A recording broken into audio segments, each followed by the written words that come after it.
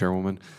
Thank you all so much. This is really important. There's nothing more important that we can be doing than caring for our veterans, letting them have every opportunity for full lives that are fulfilling and continuing to be amazingly productive. So thank you for your work. Dr. Kusnezov, if I could first address a couple questions to you. A unique feature of the DOE-VA partnership is that the Oak Ridge National Lab facility will be able to host protected VA health data. It's the only institution outside the VA to be able to do so.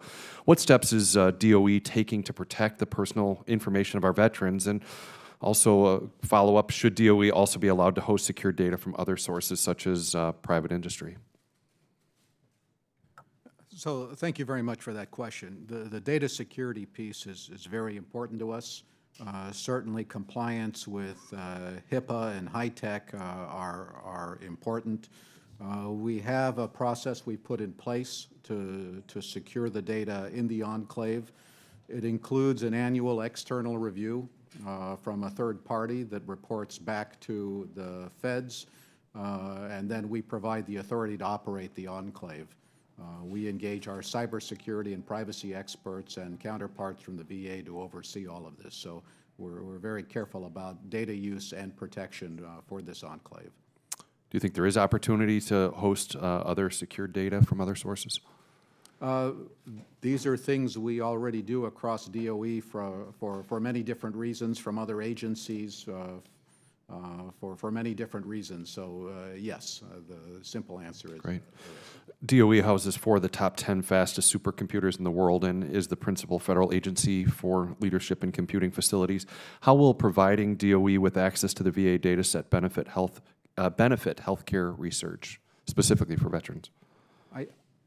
I think what we've started to find in applying the basic existing tech tools in artificial intelligence is they break rather easily at the scales of the veterans data set. The complexities, the size, the amount of information contained already exceed what the standard tool sets are allowed to, can accommodate. DOE is very interested in pushing the limits of technology and supercomputing and AI, and these kinds of stresses are very interesting to us in terms of where the next generation of more cognitive tools will come from.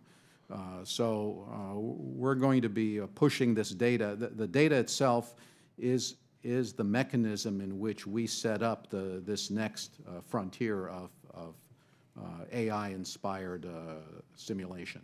Great. Dr. Major, thank you for being here. Grateful for your work. So proud of Northwestern and incredible accomplishments that continue to come out of your work and others' work there at Northwestern. So thanks for being with us.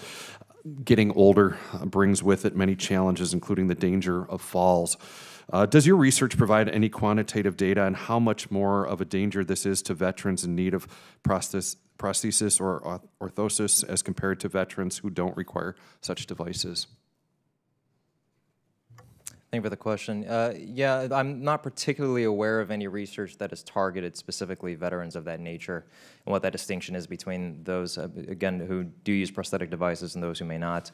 In terms of falls and fall risk, that type of research I think is certainly needed. I think anything in terms of looking at specifically different types of veterans, the era which they come from, the combats which they maybe perhaps served, I think that particular research certainly would be helpful in trying to target certain rehabilitation technology, whether it's prosthetic and orthotic devices or other types of rehabilitation technology, in order to target that specifically to individual cohorts. I think it's something that can be done, and speaking again to some of the issues that were brought up today, the veteran statistics, the type of data that we have, because it is such an integrative healthcare system, it's ripe for that type of research essentially that cannot be conducted necessarily on a wider scale. I think that the resources we have available to us through the VHA is just a perfect opportunity to do that type of work, and some of which is currently being done, but again, I think we could take better opportunity of that. Great. Quickly, Dr. Major, if I can follow up. Clearly, our goal is to continue to improve the quality of life of veterans, but also for all people. Wonder, with your research and work in prosthetics, How is it making its way to companies that develop such devices that could benefit from your findings and in turn provide better technologies to veterans and to all people? Yeah, so one of the benefits that we have is oftentimes the partnerships that we develop through a lot of these research efforts.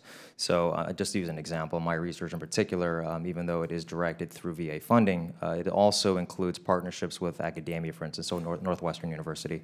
In addition to that, even in industry partners as well. So much of the technology that is developed and the patents that are then developed through those efforts are jointly owned, right? So it would be owned by the VA as well as industry partners or academia as well. And so that is a way, that's a method in which the technology that is developed by funding supported through the VA that then can be brought out and benefit civilians. So we do a lot of that, in fact, and I think it's a great mechanism. I will say that, you know, in terms of technology transfer, I think if certain mechanisms could be developed within the VA to help advance that process, it would certainly be beneficial, because there is a lot of great technology that is developed in the VA, and these efforts and the funding through the VA does support that. But I think trying to get that out to the civilian population would certainly be of great benefit. We'd love to see that. My time's expired. Thank you all so much for your work. I yield back.